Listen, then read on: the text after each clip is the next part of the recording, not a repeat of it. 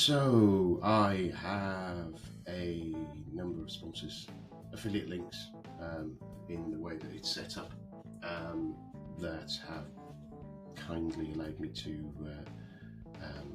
share their services, really.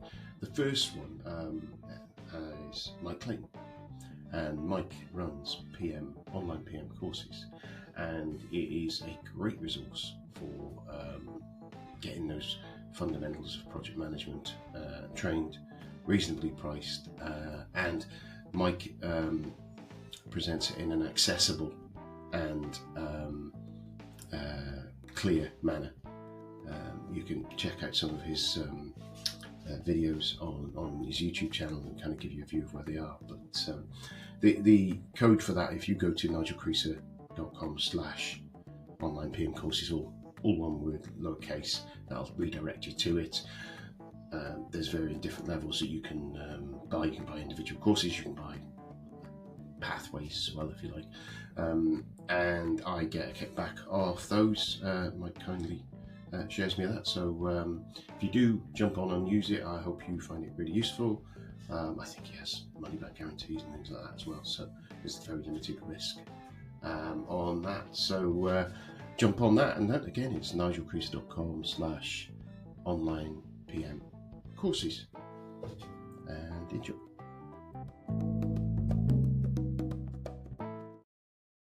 Hello, I am delighted to welcome to the show Justus Aiyela, who is a highly experienced senior program manager and agile coach with a rich background in managing complex projects across industries such as banking, healthcare, retail, and energy.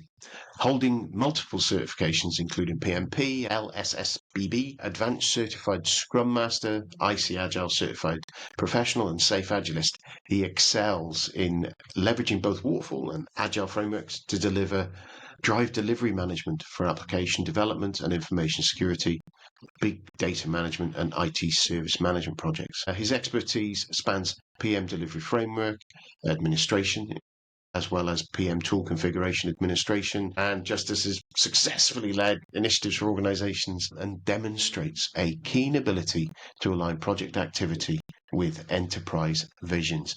Justus, welcome to the show. As a heck of an intro there. Yep. Thank you for having me. Oh, it's a pleasure. Obviously, we've got that usual marketing sales blurb that people have in their biography or on their LinkedIn profile. Tell us a little bit more about you, a bit about background. Where are you from? What you're doing, and that sort of thing. Awesome. All right. My background, I originally, of course, came from Nigeria, and I have been through different, we moved to the US at some point. Now, in US, of course, that's where I did my master's in information technology, focusing on big data management and analytics. Now, before then, I had had my PMP for over 13 years. But the idea behind that was that I wanted to really focus. I wanted to move forward from just being a regular project manager um, um, to being a competent IT project manager. So after my master's, of course, then I got into Nike as a consultant. Now from there, eventually moved to Canada, and in Canada, of course, I went from project manager, a senior scrum master, to project manager to program manager. So that's been my journey to date, in summary. So you're in Canada now, then? Yes. That's where you've ended up settled. That's it. I've grown up in a little village and town in Shropshire, as we've talked before, and I find it fascinating when people who travel to massively different parts of the world. I talked to a colleague, Colin Ellis, who's who's on the show the other day. He moved over to Australia and New Zealand, and it's like yourself moving from Nigeria over to the US. I'm really fascinated by those people doing that because I'm very much a homeboy. Moved around a bit doing work, Mhm. but not actually moved to live different places. So travelled into hotels and that. So it's quite a fascinating thing. So we first spoke and you pitched across a couple of ideas, things for us to chat about. And maybe we'll touch on both of them. But the one that I think that really interested me was this idea of bridging between business, sort of the sorry, my brain's not. It's early morning for me to think about this. Between business IT and business project management and IT project management. And let's talk about that and see what you think about bridging that gap between those, and where, when you've done both of those, from what we've discussed, you've done both those kind of roles and how you see them different. So how would you define a business project manager, and how would you define an IT project manager? It might be a daft question, but how would you define them? It's not a daft question. And for aspiring project managers, it will help. So a business project manager, and this is not certified by any specific institution whatsoever. So this is my definition based on my experience. A business project manager is someone who focuses on strategy, how to deliver projects, ensure that the project aligns with the strategic objectives of the organization, and so that benefits are realized. So basically, all you're doing is ensuring that the planning is done right, the individuals are managed right, well, the triple constraints and all that are, closely monitored. And at the end of the day, the stakeholders, the sponsors, see the benefit of that whole work. So that's who a business project manager is. And the funny thing is, a business project manager can work in any industry. Um, in that sense, anyone with a good, reliable, unfortunately, I have to say this, a good, reliable project management certification should be able to understand what it takes to deliver projects across board, support projects across board. Now, an IT project manager is different. An IT project manager is someone who is now going into, yes, I understand the baselines, but I also understand that, okay, whether it's for a cloud and network infrastructure project or an information security project or a big data project, right? Or data migration project in most cases, he understands what players, what roles will be able to deliver specifics. He understands the architecture when presented to him, and he can effectively, meaningfully drive the people, process, and tech integrations required to deliver the project. So those are, I hope I didn't go around too much, but those are the differences, essentially differences between who an IT project manager is and who a business project manager is. Yeah, it's interesting because there are a lot of us. See, IT now is endemic within every change. Every organization, if you're making a change to your organization, you will have an IT lens on it at some point. Even if you're building a new building for your organization, there's going to be Cat4 cable, Cat6 cable, whatever it is nowadays, going through the place. There'll be networks, there'll be Wi-Fi, all these things. There's just about everything. When I started in IT, there was kind of a little bit outside of that. It was an enabler rather than so rooted in everything we do in organizations. And that digital first sort of approach is always there. So it kind of, and I don't diffuse things, you are getting blurring of the lines sometimes, in that you have a digital transformation program, say, which is changing your business and the way your business operates, which you'd normally expect to be a business change kind of approach, right? With a new target operating model, reorganization departments or something like that. But the reorganization is driven from a desire to be a digital organization rather than a non-digital organization. I do have a big bugbear with the word digital transformation, but then it's out there and people use it. Yeah, digital transformation doesn't mean you're doing IT. Transformation is, and sometimes it's digital evolution rather than transformation. But because, yeah, I could get on a hobby horse on that. What do you, where we've got these blurring of the lines of the business PM and the IT PM, uh, I'd be interested to know from your experience where you've seen people come from, sort of. Maybe in the last 5, 10 years, there are quite a few people there going, right, I want to be a project manager, therefore that's the career path I want to take. But most of the business PMs out there, most of the IT PMs out there didn't sit there 7 draw a picture of themselves as a project manager at the time. So they became a project manager through whatever circular route they might have done. Well, where do you see these roles pop up from, or is it and where people historically have come from when they've become a business PM, say? Okay. Yeah. Thank you for the question. So what normally happens is the market has done a great job of just focusing on become to get this, for example, to get this salary, this wage, get this project management certification. Yeah, Most individuals who think they can organize things look at what is being marketed and say, okay, fine, let me pursue that. It's the same reason, it's in the same vein, being a Scrum Master, the way that is being packaged and marketed now is still from the lens of I can organize things, so therefore I can organize the people and the processes and possibly understand the technology that will deliver specific outcomes.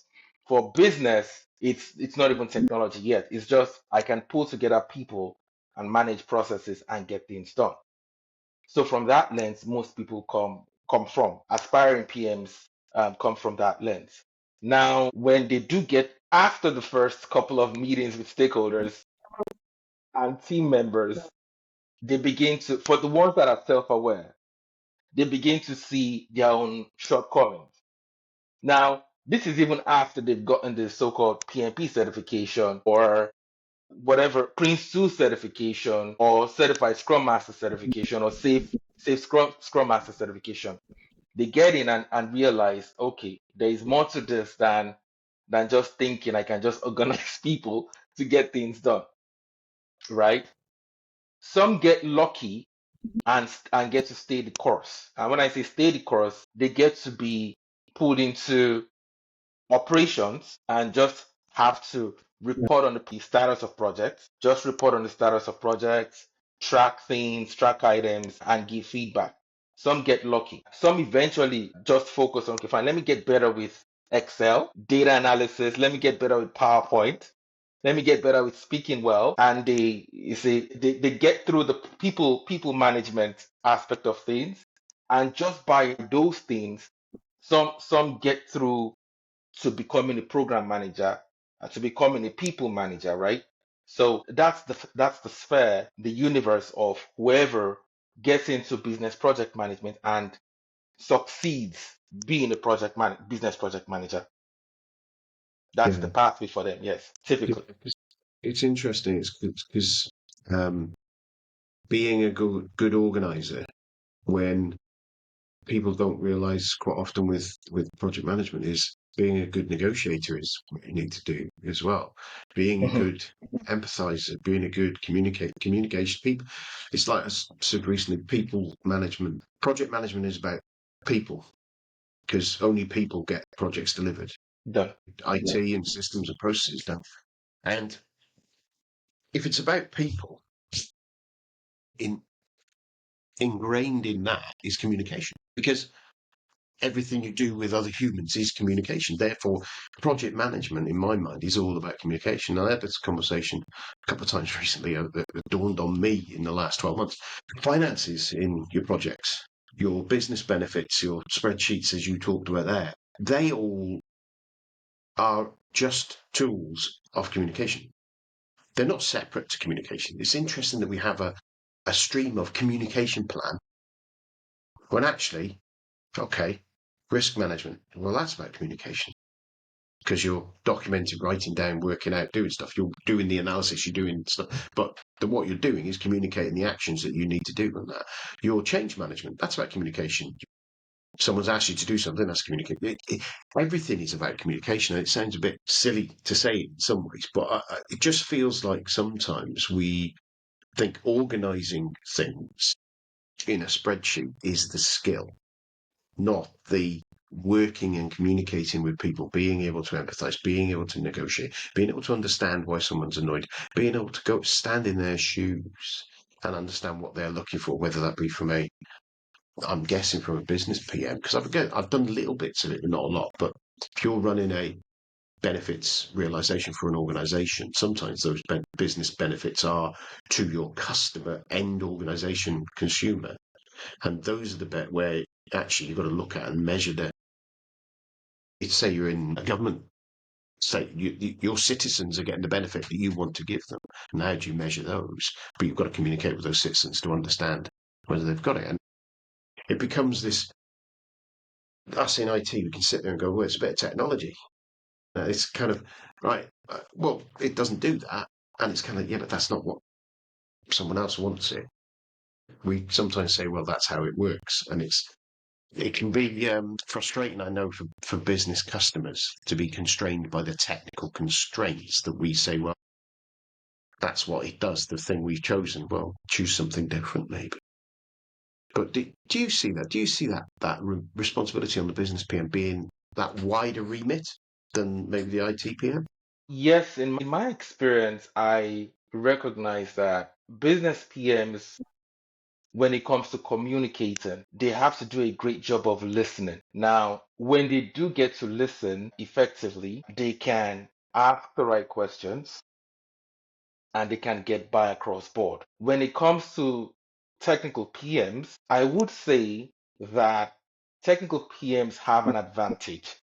And the advantage they have is even when it comes to digital adoption, not transformation, when it comes to digital adoption, when it comes to information security, when it comes to piecing things together, there's just so much you can do when it comes to listening effectively. Understanding is another critical piece of this. So the advantage a technical PM would have, especially going into 2025, that is how they would stand apart from a business PM. In fact, one of the problems that come up with most frequently with solution architects, right? Enterprise architects. There is the wish list. Then there's someone provides a wish list. Another person designs what that looks like. Executing and delivering is a completely different thing. So the technical PM who understands, for example, if it's a data migration project, right? Who has competences and experience with data migration projects, in addition to communicating effectively, listening effectively, stands at an advantage from business PMs. So yes, business PMs can gloss through so many things and so many industries: construction, healthcare, manufacturing, energy, and so forth, government. But despite that, I will still pick a technical PM. Some technical PMs get ahead of themselves, are not self-aware, and they talk too much. Yes, but I will still think that a technical PM, at a minimum, for example, stands a better chance at surviving the onslaught of AI next year, for example, cutting across industries, right? A technical PM stands at a better chance of keeping their job or business. So that's in my experience, and that's what I think going forward. Yes.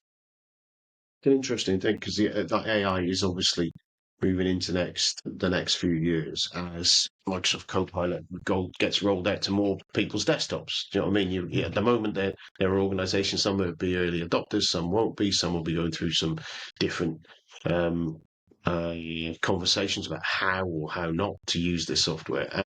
But it will come there at some point, and essentially we will all be using it as part of our Excel spreadsheets. We will all be using it as part of our Word documents, just in different levels. And embracing that quickly means you can change what you're doing. But then I suppose that then you've obviously within our teams, there's going to be adoption of using those tools, and there will be pros and cons of those tools being used, and us understanding how they're being used. It, I think it's people being aware of it enough to be able to say we could use that, and that's maybe where from the business phase it's going to be a little bit harder to do that.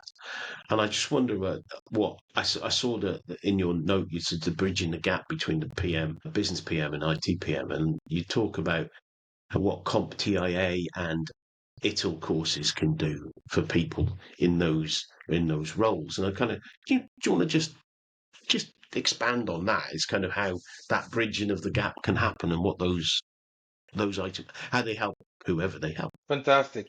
All right. So to not to speak of or promote a specific vendor, a caveat, neither of us was paid for this. So, Yeah, that's true. all right. But if So that's you paid if people want me to, just let me know. all right. So, but in my experience, after becoming PMP, then eventually becoming an IT PM, Yeah. I did a lot of self-learning, Mhm. right? Based on the specific project that came my way. I began to search for, okay, fine. Can I find a vendor neutral platform to help myself transition effectively from being a business, just a regular PMP, competent PMP, to being an IT project manager? So in my search or quest for vendor neutral platform possibly offering certifications and all that, that's where I came across CompTIA. And CompTIA is Computing Technology Industry Association. So in my head, I'm like, okay, Computing Technology Industry Association. That sounded neutral enough, right? And deep diving, I did see that it helped with understanding that you could split tech into 4 or 5 major streams. One being cloud and network infrastructure, another being information security, another being big data, and of course AI right now, another being IT service management, right? So having those 4 major work streams, major modules, I would say, I had to now come to terms with what I felt most connected to, what I felt I could sustain. Please note I am speaking from a very candid and objective standpoint. The basis of the decision for aspiring PM should not be what will pay the most. Because if you just go Google what will pay you the most, then you will be led anywhere. The reason why you want to start from foundational courses in a specific niche and build up from there, you could go from something vendor neutral and build up into specific vendor certifications, is because with experience comes a deep understanding of gaps, right? Even your own unique way of piecing things together. So that is what, in fact, Forteforge, my company, my consulting company, is a CompTIA authorized training partner. Yeah. Okay, we are a CompTIA authorized training partner. So, but I did mention their name because I did search across board for vendor neutral platforms.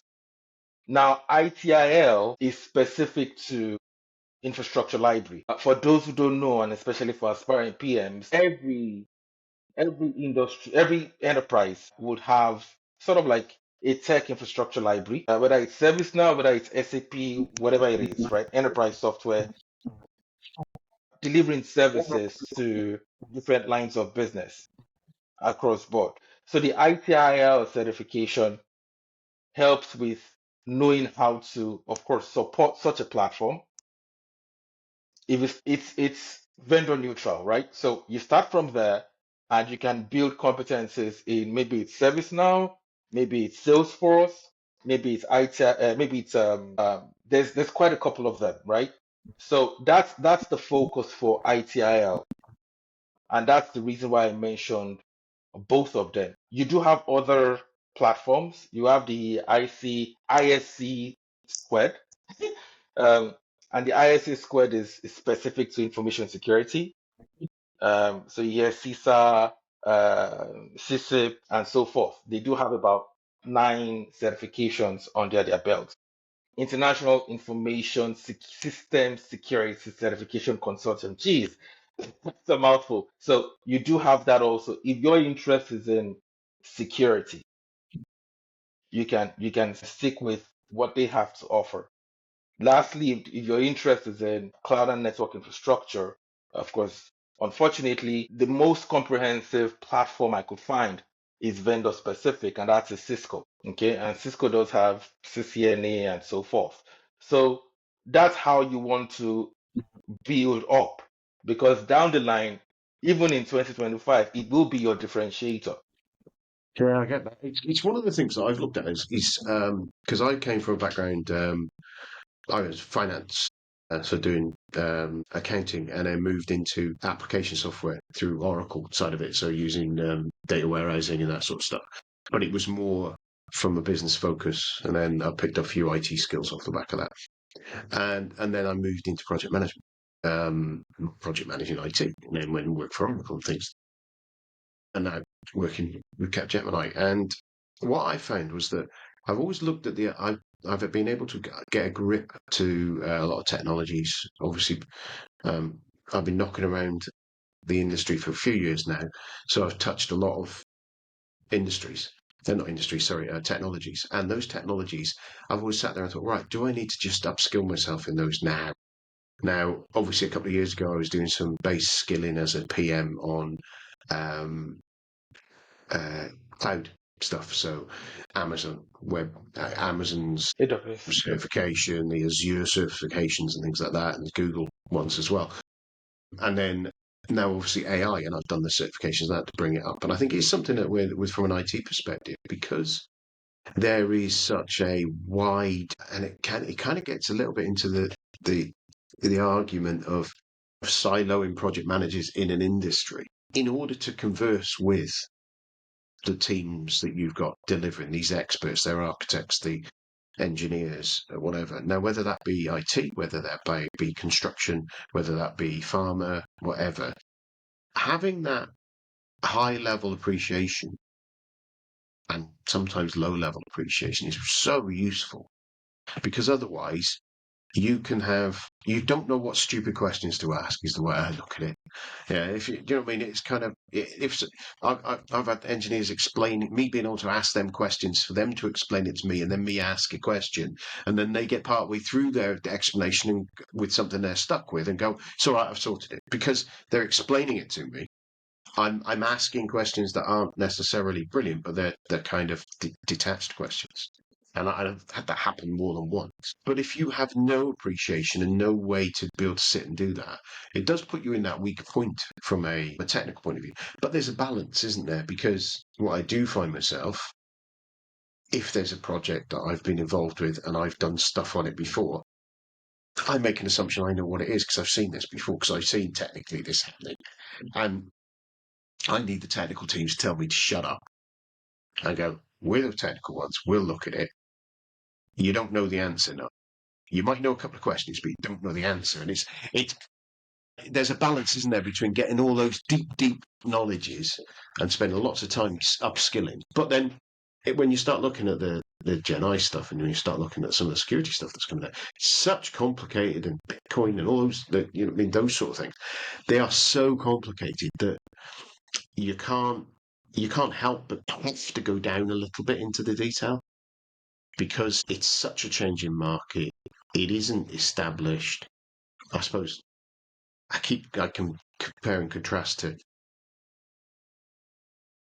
construction quite often. Construction technology is much more stable, but I recognise it is evolving all the time. So you do need to understand those new items in there. But I think it's more of that's where you have those long-term careers of construction architects who that's part of their DNA is doing that and staying up to date with that. And then we sometimes forget that the IT architects, a lot of the time, that's their DNA, they're engineers. These guys are absolutely passionate about these things and know this stuff.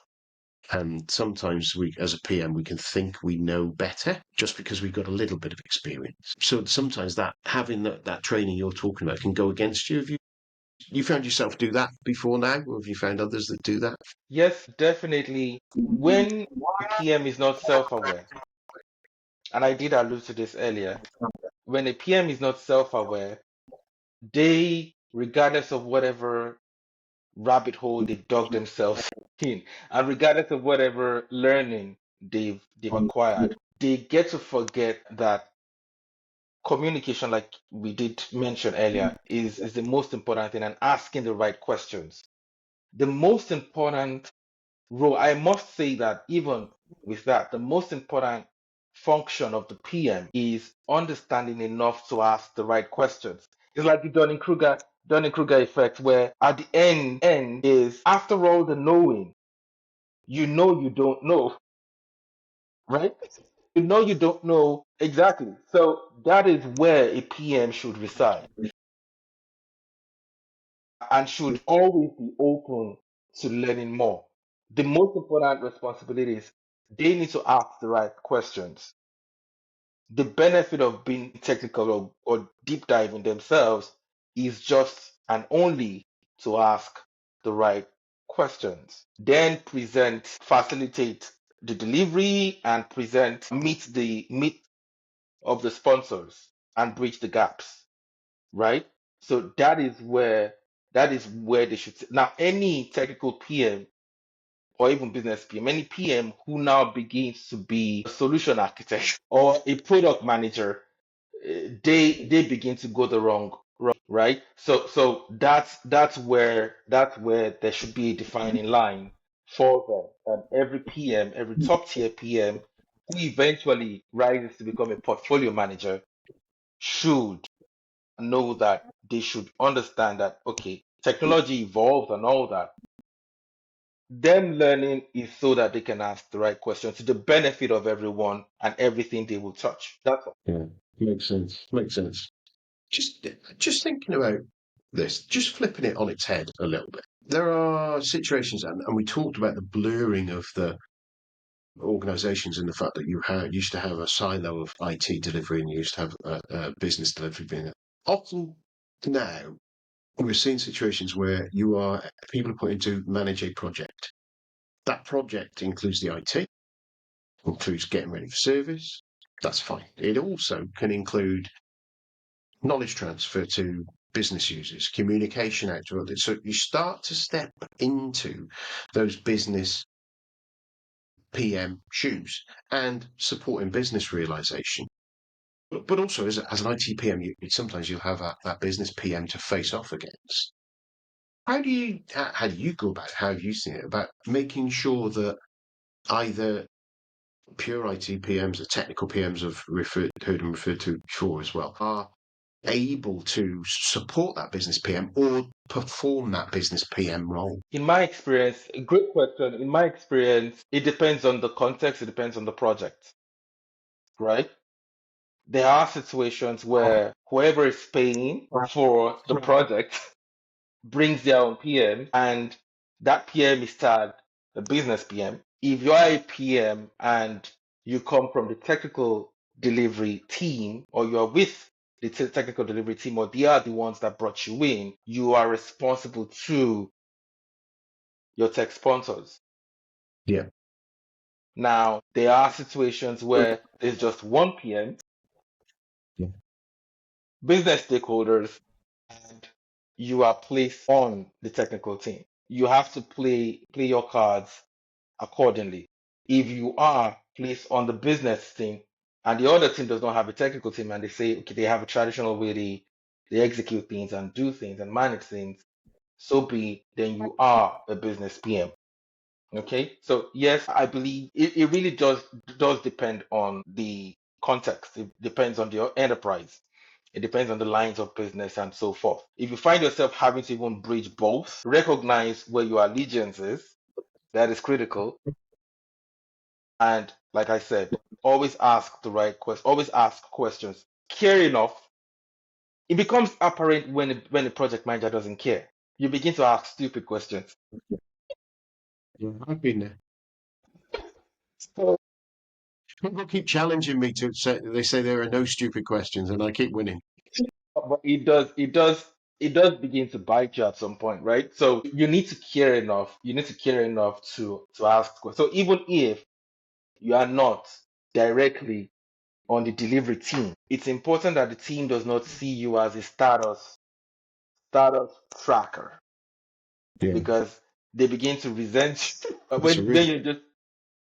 you're just asking, okay, where are we regarding this? Where are we regarding this and all that? But if you are on the delivery team, then you also want to care enough to be part of the people management within the team and cross team to get things going, right? So to your question, it does depend on the context. It does depend on who you are directly reporting to, right? And It does depend on the project also. But most importantly, above all, fair enough to ask the right questions and don't be a status tracker. Yeah, I love that. Don't be a status tracker. It's a brilliant thing because it can.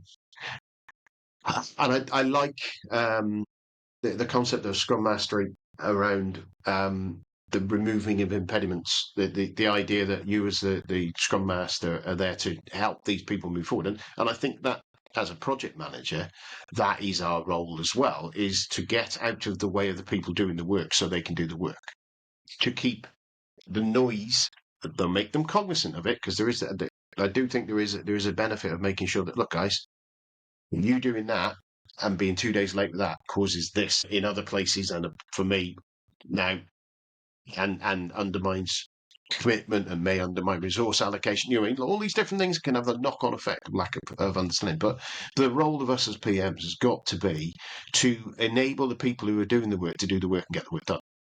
That's Mhm. got to be our full focus, and we forget that sometimes because, and I forget it. I forget the fact that I've got to think, right, how is me talking to this person helping them do what they've got to do when they said they'd get it done? Now, sometimes it's about reminding them that they said they would get it done by the end of the week and you do need that, and depending on the individuals, you need that status conversation to say, are you going to get this done or not? Mhm. Others, but you need to balance how much is there. But the question I kind of come into there is that you've got with the status tracker type of approach, but then you've got the enabler. I think about how far you go to enable that. I remember me at one time carrying PCs around on an evening in order so that the team could do their work, plugging them in, wiring them up like net. And they said, "Well, networks are meant to do it." Yeah, but we need it today. Yeah, I was removing an impediment in a way that was a little bit more obvious in some ways, and back in those days it was a little bit more obvious. But now it's a little bit about getting things delivered to you at different times. So how do you make sure that your project team see you as someone who's helping them get stuff done, right? As you say, rather than being that status tracker. What is it that you do to engender that feeling in your teams? One thing that other people can do. Great question. And there's a lot we can glean from being agile. Okay. Now, first of all, even when resource team members confirm that they will deliver a specific thing by a specific time, you do want to get to clarity on what dependencies are there. Are there external dependencies? If there are external dependencies and a specific resource on a different team has other priorities, then I need to step in so that whoever that person reports to, understands. I get to communicate to that person that this is required.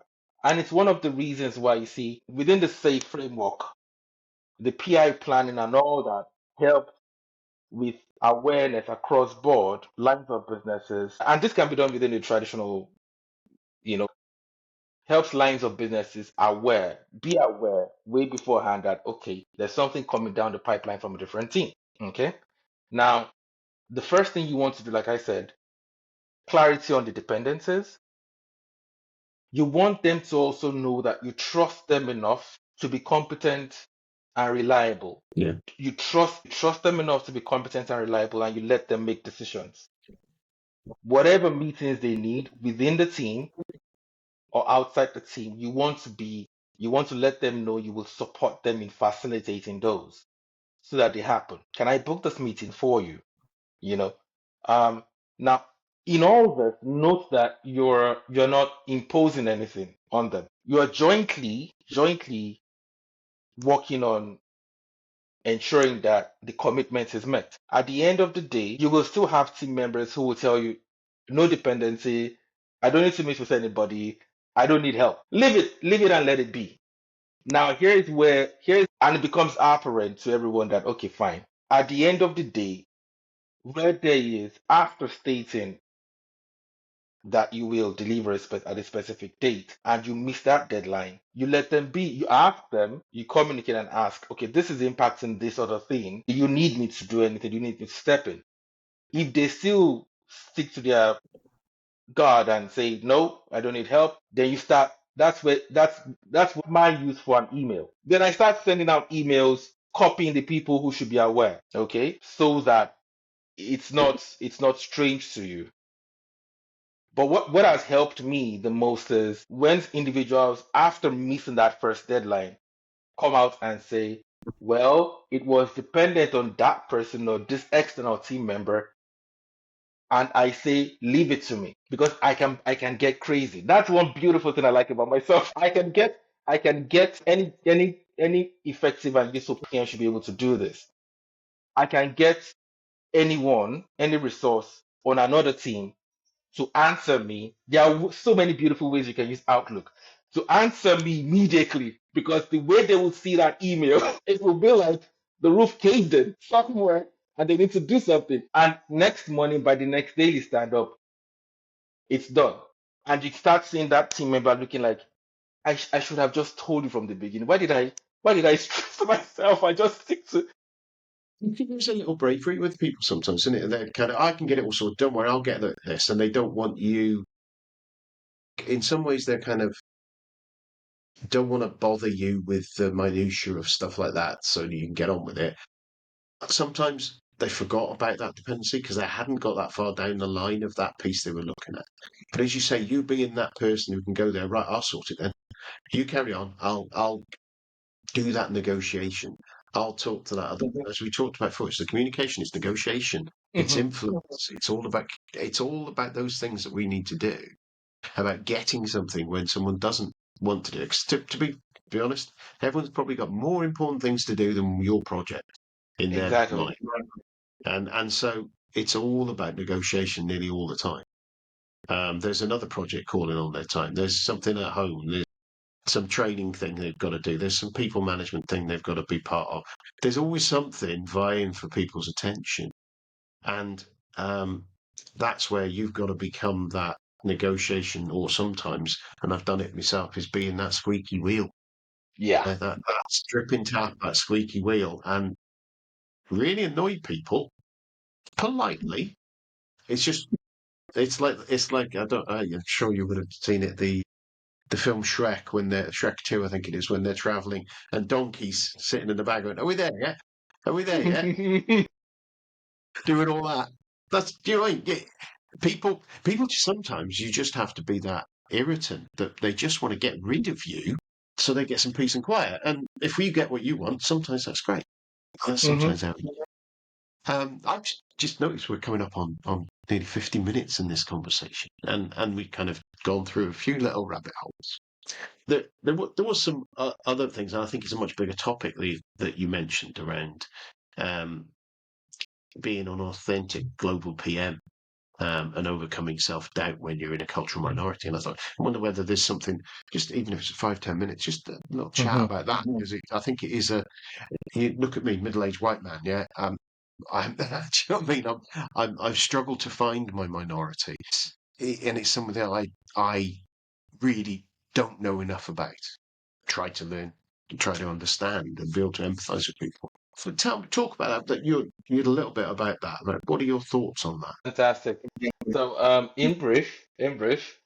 Now, this is even. So let me put it this way.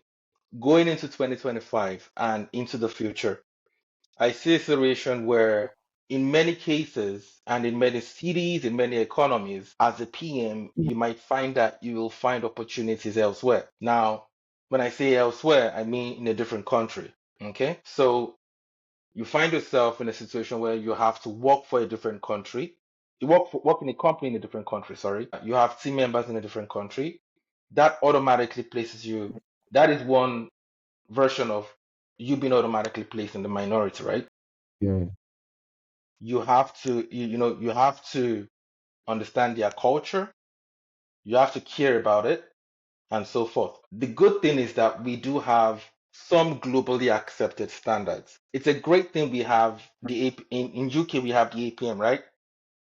Is it APM? Yeah, APM. In the UK, we have the APM. In the US, North America, we have PMI.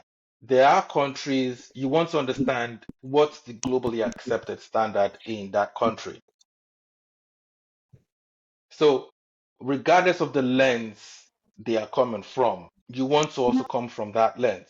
Lucky for you if, so for example, in my case, PMP, PMI, lucky for me if in engaging or getting an opportunity in a country requiring a competent project manager, PMP is the revered certification. So, regardless of the cultural nuances and all that, I begin from there. So finding Unfortunately for Yes. Unfortunately for me, if it's in a country where it's not PMP, immediately I have to just level set first. So once I level set, then from there, be competent, understanding that framework or methodology thoroughly, in addition to if it's IT or whatever, right? I shouldn't lean on a local certification in that case. I cannot depend on it. It wouldn't serve me well. Okay, so I want to focus on when it comes to the process, I can effectively facilitate the delivery of that process, right? Supporting that process. And also when it comes to the specific technology, to the common industry you brought up, construction. Being a remote construction project manager can be a very interesting thing Yeah. because it's two different things you have to learn. Construction in different countries is a completely different thing. So you always want to come from, okay, what revered, what's respected, what's accepted. Then you want to quickly brush up on the technical part of things. After you have done that, then all the other things that comes with, like for example, emotional intelligence, you being self-aware, you managing your mental health, right? You also need to make sure that you are upbeat. Okay. Whatever you don't know, you don't know. Whoever brought you on board, you need to be upfront with the team that, hey guys, this is who I am, this is what I know. Now, when you go in stating that you know much more than you think you know, or presenting a front that you don't care, you're not aware, you're not honest, you're not transparent, you're not authentic, it will be clear and it wouldn't serve you well. So yes, in your case, yes, you might have been lucky that you've not, in that context, you've not been in the minority, but minority can be anybody. Yeah. Yeah. If I the can see that. opportunity come, if the opportunity comes from anywhere, so you have those things to contend with. Yeah. I think it's a different context I took there because I assumed a context from what we talked about. But yeah, I suppose from a cultural minority, that is going to drive things. And interestingly, because I was talking to someone about culture the other day, if you're going into a new organization that you've never been in or a new project team that you've never been in, the culture of that existing team means that you've got to learn those rules, haven't you? In those Exactly. first, you've got to understand how that team interacts. That they go and have a beer on a Friday evening, or everybody's birthday, someone brings in. There's those little cultural things that come in, and any of us can be outside of that. To be in that a kind of minority with a little. Of course. Yeah, and I can see that, and I can see how I've done it before because sometimes you do feel difficult fitting in and understanding what those unwritten rules are sometimes. And I think if you're going into a new organization and delivering a project, I think it's really good to have those linchpins that you talked about there, um, key things to allow you to find that commonality between what's there. And it may be 40% of what's there, but it's 40%. Hmm. That's your base to build on, Hmm. isn't it? Hmm. And then you build another base on top of that. And then, but by that learning and just say coming up to skills. So one thing I noticed, and you mentioned APM and you mentioned PMI, and then I've done other certification and different things. The one thing I did notice when I was doing the training for PMP 20 odd years ago, the key thing that people said to me is there's Americanisms in there and there's a language to the PMI. Hmm. It's a language that you wouldn't necessarily use in my day-to-day job, but it was about learning those phraseology and those vernacular, whatever you use, And sometimes going into an organization, and I work in an organization where there are 1,000,001 acronyms, and each of those acronyms or TLAs or whatever they are might mean, they might be 3 letters and they mean 7 different things. So that learning of those next layer of language. So again, it comes down to communication in many ways, doesn't it? Again, as we talked about Mm. how you can communicate, how you can be ready. So as you step into that, and like you said, your business PMs stepping into an IT world, they're in that minority, aren't they, from that world, because they're learning it, and Exactly. it joins back around there, doesn't it? And being able to skill yourself up to learn those extra layers of information, it really works together.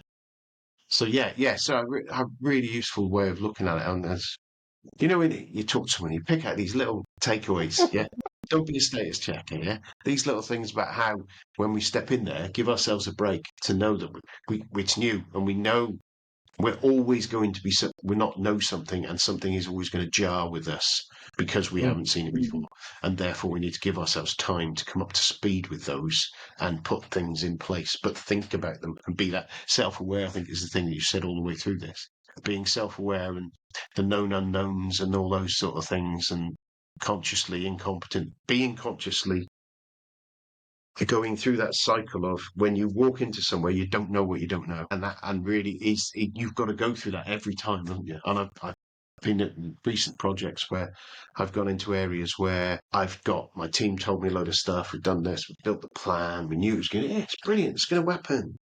Right, brilliant. You've done that. Right, let's get into this next environment. Oh, no, we've got these 7 weeks worth of governance to go through. It wasn't quite that long, but there's a whole, what? Oh, we've got to fill in this form, send this to them. They've got Process. to review it. Then they've got to review it. Then if that, oh, I'm not sure what happens after that, but it takes a while. And I'm like, no one told me that, but I didn't know that. I didn't know. Now I build those things into my plan.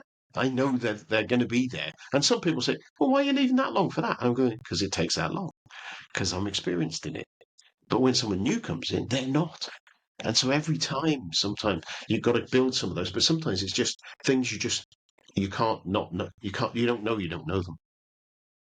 That's brilliant. So, thank you so much for giving me so much time today, Justice, and getting up so early to talk to me. If people want to get in touch with you, talk more, take on some of the conversation a bit further, what's the best way for them to get in touch with you? Fantastic. I'm easily reachable. First of all, you want to go to LinkedIn and search for Justus Aiyela. Justus Aiyela is Justus. Then my last name is Aiyela, Justus Aiyela. So you would always find me. You might find another profile that was tested for something else, but the profile that looks a lot more active is the one you want to connect with. I'll stick the link in the show notes, and then we'll make sure people can hit the right one as well. That'd be easy, wouldn't it? Thank you. Then I do have, of course, I do have a YouTube channel now, and the YouTube channel is Life and IT Project Management.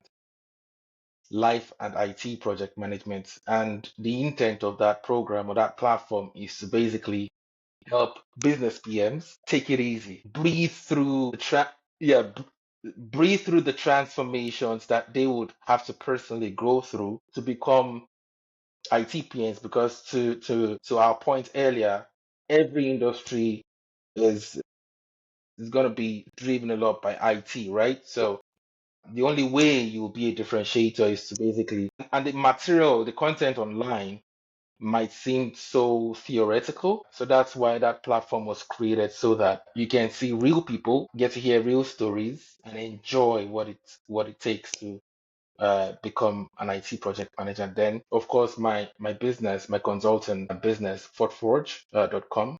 You can also reach out to us on LinkedIn, as well as you can check the website www.forteforge.com. That's how to reach me. Brilliant. Loads of ways to get in touch. That's fantastic. So again, well, thank you very much for coming on the show and spending so much time and sharing so much. Have a brilliant rest of your day, You and too. speak soon. Thank you. All right. Thank you. In project management, we face a common problem. The plan differs from reality. It leads to undesirable consequences, such as failure to deliver a project on time, financial loss, loss of customer and management trust, and many others. Why does it happen? The reasons may be different, but the most common among them are mistakes during the planning phase, uncoordinated teamwork, lack of information on the project progress. In Gantt Pro, we have thought through all the details to minimize these risks, both at the planning and implementation phases. At the planning phase, you save your time. Gantt Pro is an intuitive tool. In 10 minutes, you and your team will manage projects skillfully. Create a detailed and visual plan that answers what and when questions at any stage of your project. Minimize the risks of overdue tasks. Cut expenses by assigning resources like budget, time, and labor cost. You'll take into account all the constraints in advance. Planning is our strength, but we also made Gantt Pro an ideal tool to use at the implementation phase.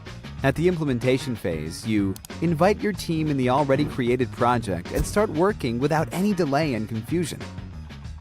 Spend less time on meetings and discussions. Avoid overdue tasks and expectations. Everyone receives notifications about the workflow and gets other means for organized teamwork. Evenly distribute workload and avoid employees over-allocation.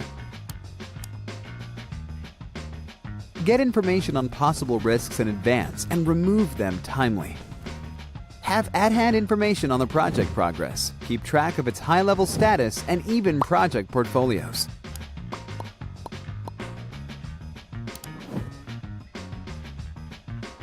Also, Gantt Pro gives a possibility to share your project with customers and clients at any stage, both for pre-sale and demonstration of the current state. Export reports to popular formats, keep documentation and communication around tasks in real time. With Gantt Pro, you always know when a project ends, how many resources are needed, who is working on what, and identify risks of overdue tasks at early stages. Plan with Gantt Pro, professionally and easily. Well, it's goodbye from me, Nigel Creaser, and it's goodbye from him, the Sunday Lunch PM. Goodbye.